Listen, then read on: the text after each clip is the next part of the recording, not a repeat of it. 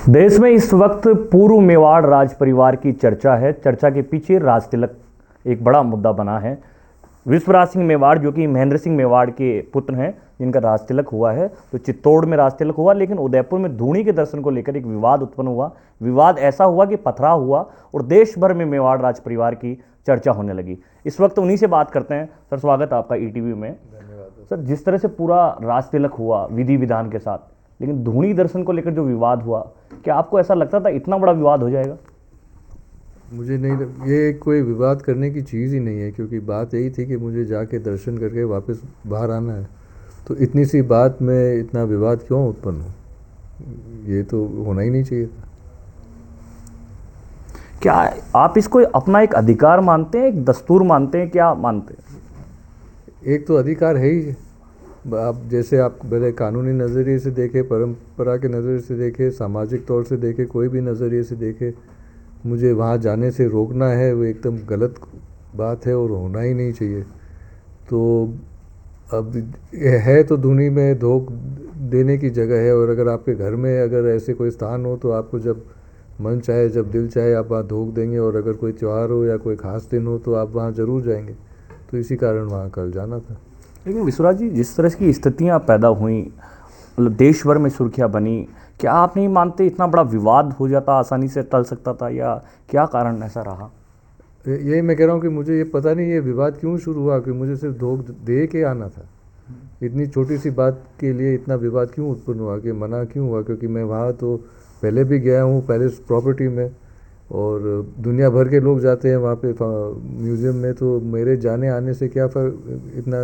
इतना क्यों मनाही क्यों है, और इतना इतना झगड़ा फजूल में क्यों खड़ा कर दिया गया? अब 5:30 बजे उदयपुर पहुंच गए, लेकिन रात के 1:30 बजे तक वार्तालाप चलता रहा, लेकिन कोई स्थिति नहीं निकल पाई। इसके पीछे किसकी विफलता देखते हैं आप? ये कमज़ोरी तो प्रशासन की कमज़ोरी है, क्योंकि वहाँ अंदर जाना जो है, धोख दे के आना, ये तो मेरा एक राइट भी है, और राइट टू वर्शिप भी है हमारे कॉन्स्टिट्यूशन के तहत। तो जब मेरे राइट्स को अपोर्ड नहीं कर पा रहे हैं, और जब पथराव हुआ, जो लोग पथराव कर रहे थे उनके खिलाफ़ भी कुछ खास नहीं किया उस दिन, तो ये तो कमज़ोरी सरकार की, प्रशासन की है। कहाँ कम्युनिकेशन में आप गैप देखते हैं कि स्थिति सामान्य नहीं हो पाई, आप दर्शन नहीं कर पाए? कहाँ गैप नज़र आया?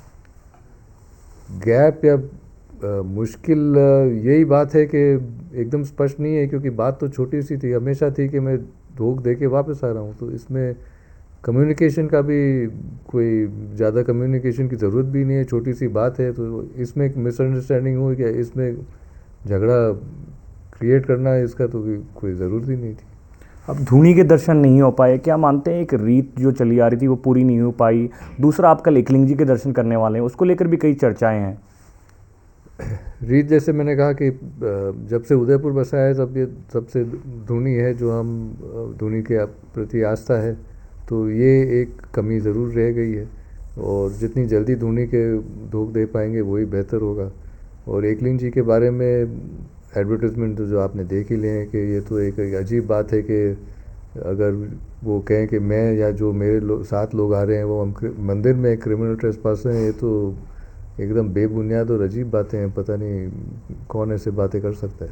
फिलहाल लगातार प्रशासन के लोग की भी आपसे वार्तालाप कर रहे हैं, क्या कोई निष्कर्ष निकला या कोई बात अभी बढ़ रही है?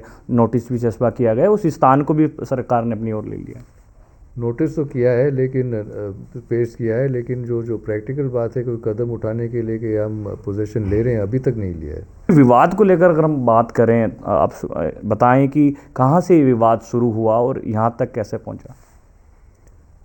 अब कहाँ एग्जैक्टली, एक तो विभाजनवाद है जो 1983 में फाइल किया गया, और वही विवाद अब तक कोर्ट में विचाराधीन है। अभी वो एक ऑर्डर के खिलाफ हाई कोर्ट में अपील चल रही है।